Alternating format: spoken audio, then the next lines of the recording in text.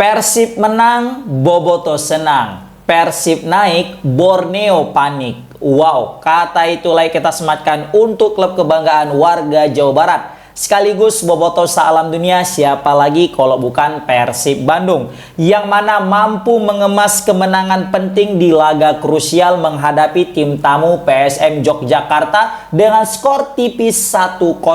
Dengan kemenangan ini, maka posisi Persib di puncak klasmen semakin nyaman. Ya, apalagi pesaing terdekatnya yaitu Borneo bakal main esok hari melawan Persita Tangerang. Ini menjadi sebuah keuntungan bagi Persib yang sudah melakoni 31 laga. Sedangkan Borneo pasti terbebani. Makanya aku kasih judul Persib naik, Borneo panik. Kenapa? Karena mereka dituntut harus menang. Jika mereka besok terpleset, maka bukan tidak mungkin Persib akan kembali hat-trick menjadi juara. Iya. Menarik kita bahas. Sampurasun Boboto. Gimana kabarnya? Sehat ya? Sehat lah bang. Kalau Persib menang, sehat pasti kami. Kecuali Persib kalah, baru kami sakit. Bahkan kalau Persib menang bang, terus aku lagi sakit nih, aku tetap sehat bang. Gak ada cerita sakit kalau Persib menang. Salut, respect abangku ya. Karena apa? Karena memang kita tahu lah bahwasanya warga Jawa Barat, warga Sunda itu memang sangat identik dengan yang namanya Persib. Gak ada, bahkan sampai mereka manggil timnas Persib gitu loh. Saking mereka itu fanatiknya ke Persib Bandung. Jadi Persib itu segalanya. Ya, bahkan sampai ada aku lihat meme-meme yang bertebaran di sosial media itu ya. Kalau udah Persib sama istri, waduh berat, pilihan berat katanya.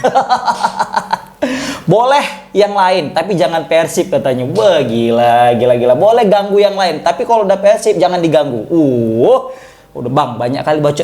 Cepat aja bahas pertandingan tadi bang. Oke, sabar abangku. Tapi sebelumnya absen dulu lah. Dari mana ini para boboto yang nonton video ini ya kan? Absen dulu, absen. Dari Sabang sampai Merauke, luar negeri absen. Udah, mantap kali ya bangku. Oke.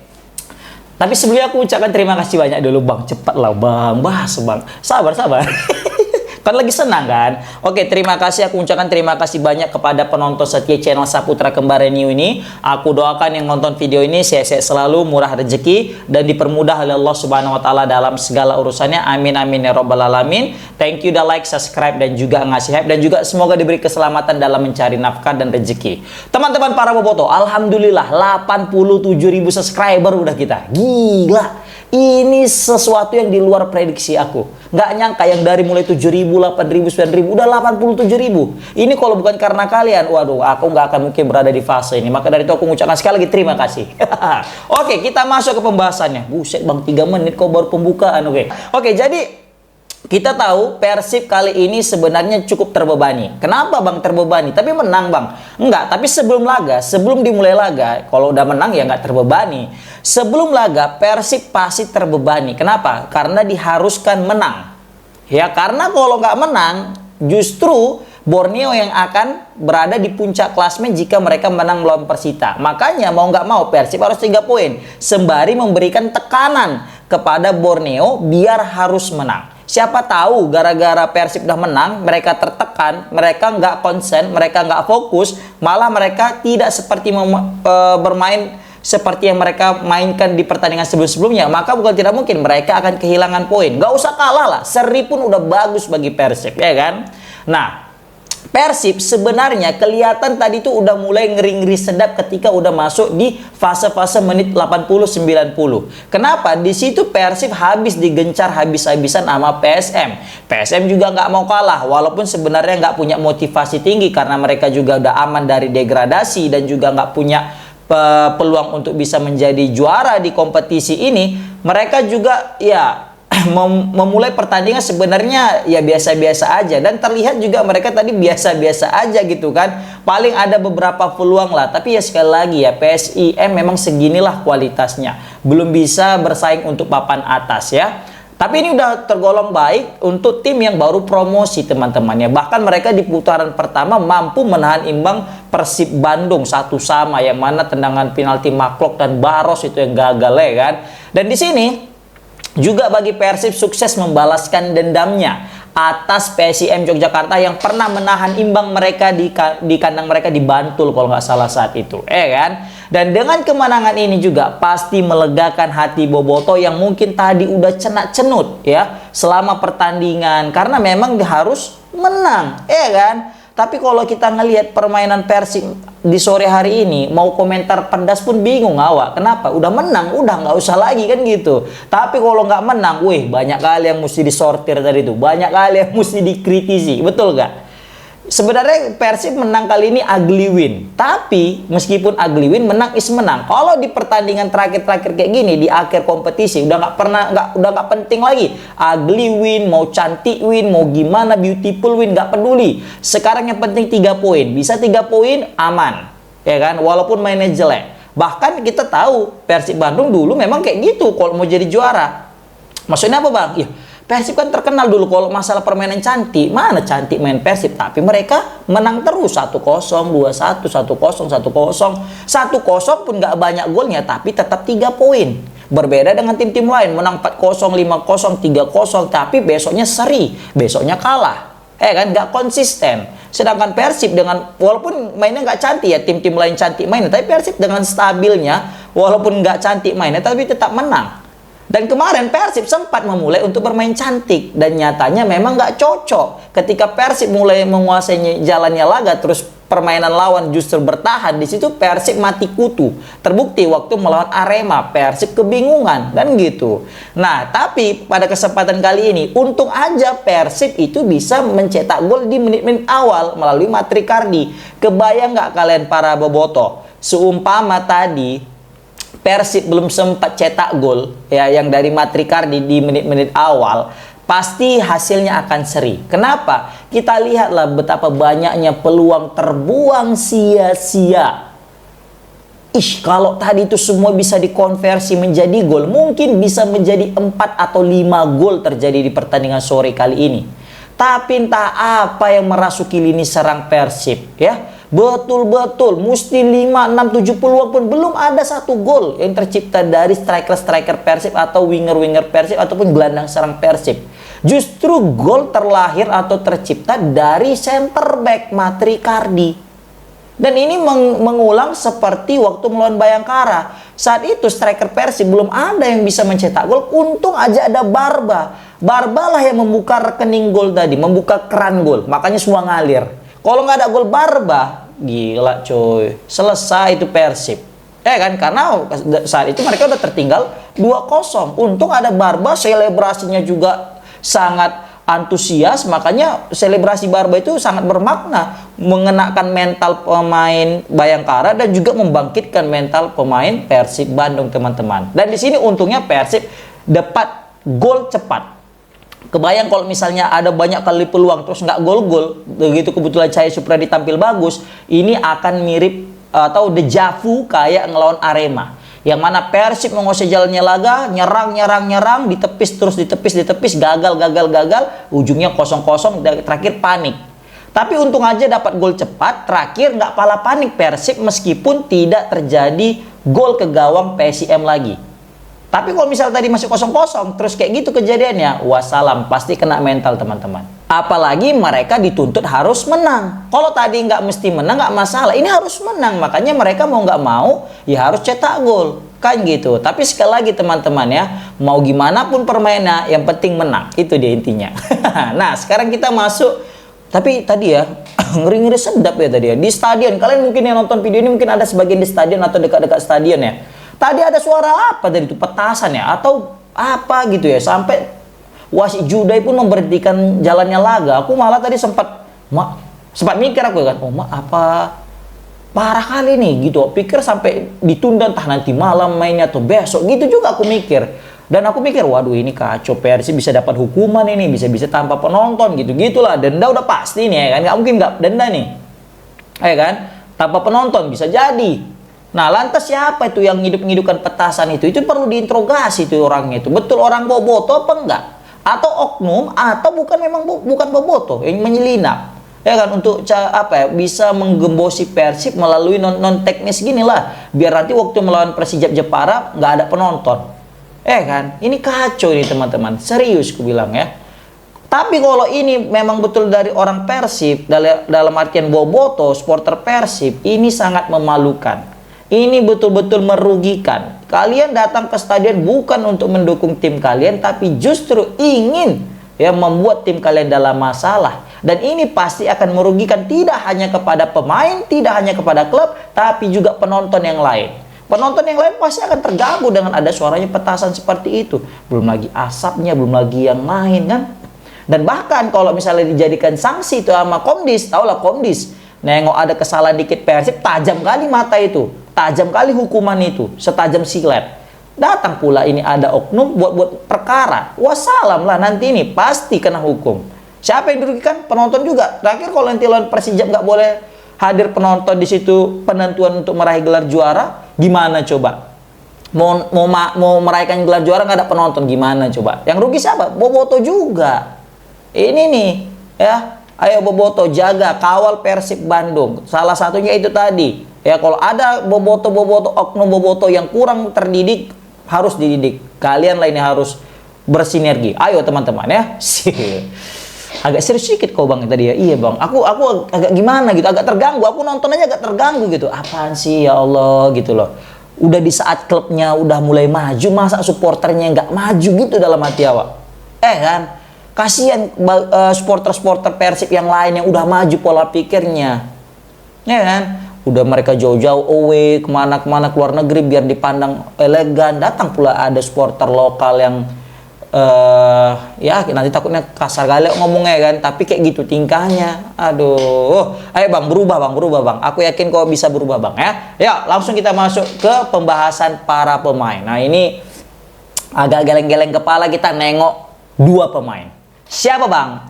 Pertama Raymond Tengki. Ini asli coy. Aku udah memang harus keluar nih kawan ini. Nggak ada cerita lagi coy. Modal semangat aja nggak cukup. Nggak cukup. Kalau itu striker ganas, 2 peluang 1 gol minimal. Minimal tuh. Kan? Ya tapi kalau yang keren ya 1 peluang 1 gol. Kalau striker luar ya kalau ada 1 peluang ya langsung gol harusnya. Tapi karena ini Liga Indonesia oke lah, 2 peluang 1 gol udah mantap lah. Ini lebih tak berapa peluang sama dia, nggak ada yang gol. Ya salam, paling pala tadi itu pasti nengok golnya, bukan gol ya, tapi hampir golnya waktu umpan Adam Alis.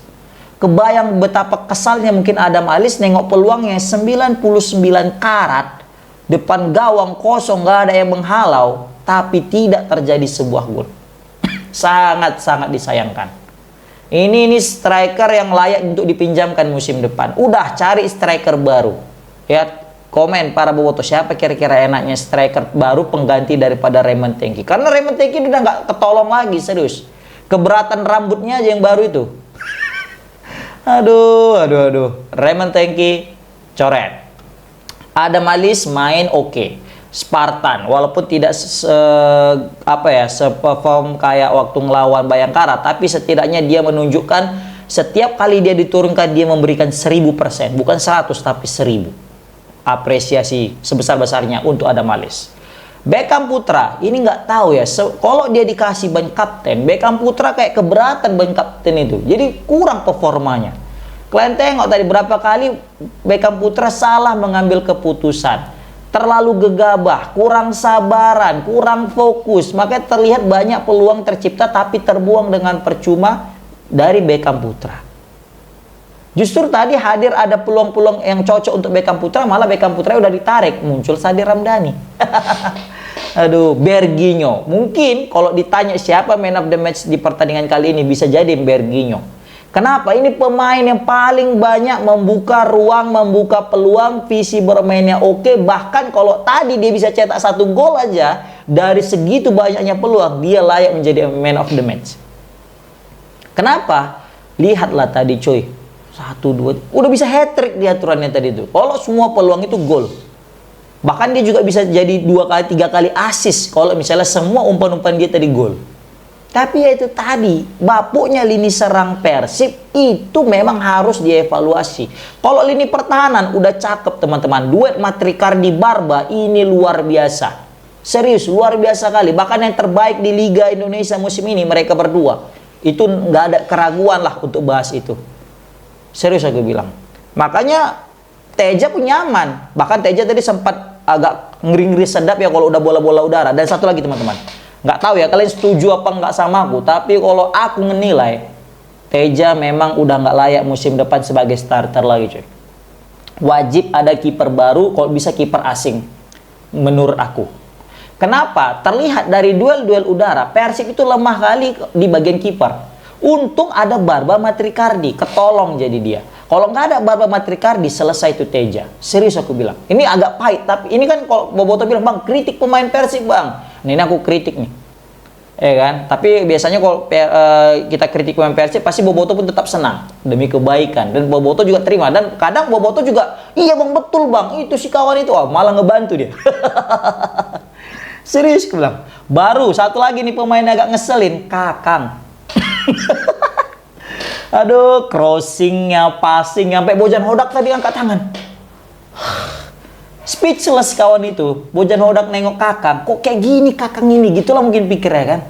Tapi ya memang kalau kita lihat duel-duel udara backup untuk bertahan oke. Tapi ketika overlapping, oh my god.